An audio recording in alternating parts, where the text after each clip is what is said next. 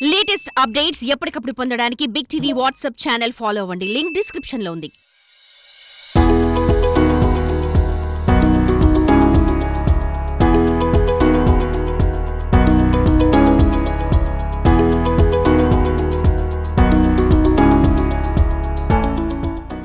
బందర్ లడ్డు ఈ పేరు వినని వారు ఉండరు. అంటే అతిశయోక్తి కాదేమో, అంత ఫేమస్సే ఈ బందర్ లడ్డు.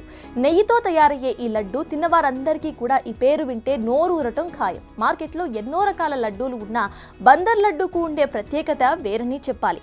మచిలీపట్నం కేంద్రంగా తయారయ్యే ఈ తొక్కుడు లడ్డూకు ప్రపంచవ్యాప్తంగా కూడా పేరుంది.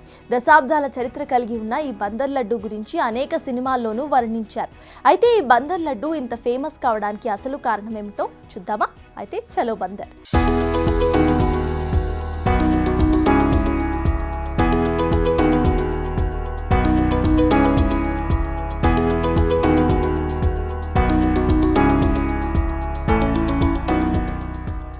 బందరు లడ్డు ఆంధ్రప్రదేశ్లోనే బందరుగా పిలిచే మచిలీపట్నం పట్టణానికి చెందిన బాగా గుర్తింపు పొందిన ఒక మిఠాయి. ఈ లడ్డుకు ప్రత్యేకమైన రుచితో పాటు ప్రత్యేక తయారీ విధానం ఉంది. అందుకే బందరు లడ్డు ప్రపంచమంతా గుర్తింపు పొందిందంటారు. దీని గురించి తెలిసిన వాళ్లంతా లడ్డు తయారీ విధానమే దీనికి ప్రత్యేక గుర్తింపుకు కారణమైంది. నెయ్యి సరిపడ మోతాదులో వేసి తయారు చేయడం వల్ల ఈ లడ్డు నెమ్మదిగా నోటిలో కరిగిపోతుంది. ఇదే బందరు లడ్డు ప్రధాన ప్రత్యేకత. లడ్డు తిన్నంతసేపు రుచి స్పష్టంగా తెలుస్తుంది. ఈ లడ్డూలు రుచితో పాటు ఎక్కువ రోజులు నిల్వ ఉంటాయి. అందుకే ఈ లడ్డూలను వివాహాలు, పండుగలు, శుభకార్యాలలో ప్రసాదంగా కూడా ఉపయోగిస్తారు.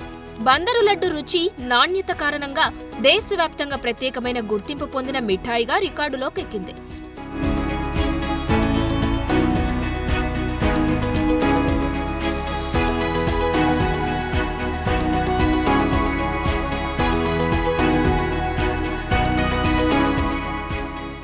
బందరు లడ్డు ఎప్పుడు, ఎక్కడ, ఎవరు, ఎలా తయారు చేశారు అంటే సుమారు 400 ఏళ్ల క్రితమే బందర్లో లడ్డూ తయారు అయిందని ఇక్కడి నిర్వాహకులు అంటున్నారు. బందర్లో అప్పట్లో నివాసం ఉన్న బొందిలి రామ్ సింగ్ అనే ఆయన లడ్డు తయారు చేసి బందర్లో అమ్మకాలు చేశారని ఇక్కడ ప్రస్తుతం స్వీట్స్ అమ్మకాలు జరుపుతున్న వారు అంటున్నారు. బొందిలీలు అంటే రాజస్థాన్ నుండి మిఠాయి తయారు చేసేవాళ్లని, వాళ్లంతా రాజస్థాన్ నుంచి కృష్ణా జిల్లా బందరుకు వలస వచ్చిన సింగులుగా తెలుస్తుంది.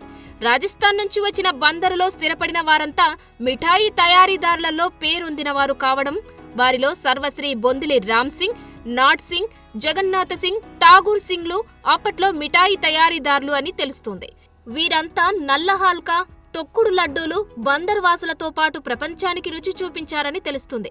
వీరి అనంతరం బందరు మిఠాయి తయారీదారులలో స్థానికులు అయిన సర్వశ్రీ చుక్కా నారాయణస్వామి, జింటాన్ మేస్త్రిగా పిలిచే హనుమకొండ రాఘవయ్య, తెలుకల రాఘవయ్య, టార్జాన్ మేస్త్రి, గౌరా మల్లయ్యలు కూడా వృత్తిపరంగా మిఠాయి తయారీదారులుగా మారారు. వారి ద్వారా బందరు మిఠాయి పరిశ్రమలలో అడుగుపెట్టిన విడియాల శరభయ్య, మద్దుల దుర్గయ్య, రేపల్లె వెంకటేశ్వరులు, విడియాల గురునాథం, విడియాల సత్యం, శిర్విశెట్టి కృష్ణారావు, గౌరా మల్లయ్య, గౌరా వెంకటేశ్వరరావు, పెడన శేషయ్య మొదలగువారు బందరు లడ్డు తయారీ అమ్మకాల్లో మంచి పేరు తెచ్చుకున్నారు.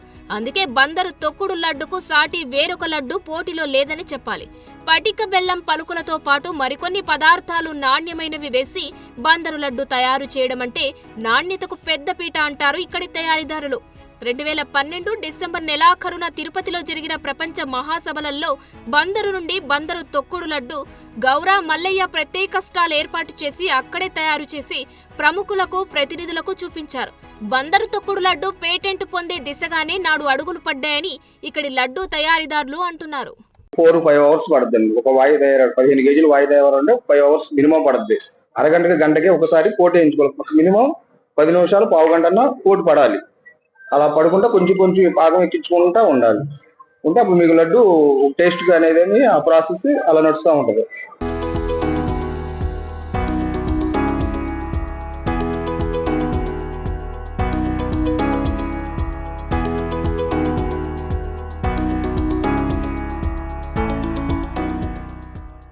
ఇదిలా ఉంటే బందరు లడ్డుకి 2018లో జియోగ్రాఫికల్ ఇండికేషన్ GI ట్యాగ్ వచ్చింది.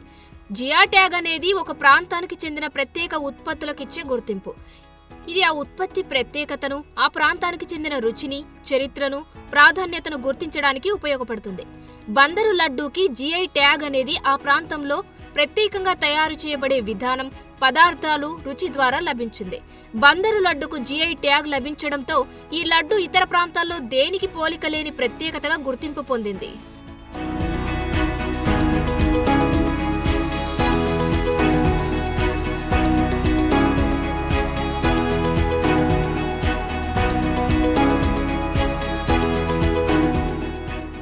లడ్డూ వల్ల బందరు ప్రాంతానికి ఆర్థిక ప్రయోజనాలు కూడా వస్తాయి. ఎందుకంటే జిఐ ట్యాగ్ కలిగిన ఉత్పత్తులు ప్రపంచవ్యాప్తంగా గుర్తింపు ఉండడంతో జిఐ ట్యాగ్ పొందిన తర్వాత ఎవరైనా ఈ లడ్డూను బందరు లడ్డు పేరుతో తయారు చేసి అమ్ముకోవాలంటే జియోగ్రాఫికల్ రూల్స్ ను పాటించాలి.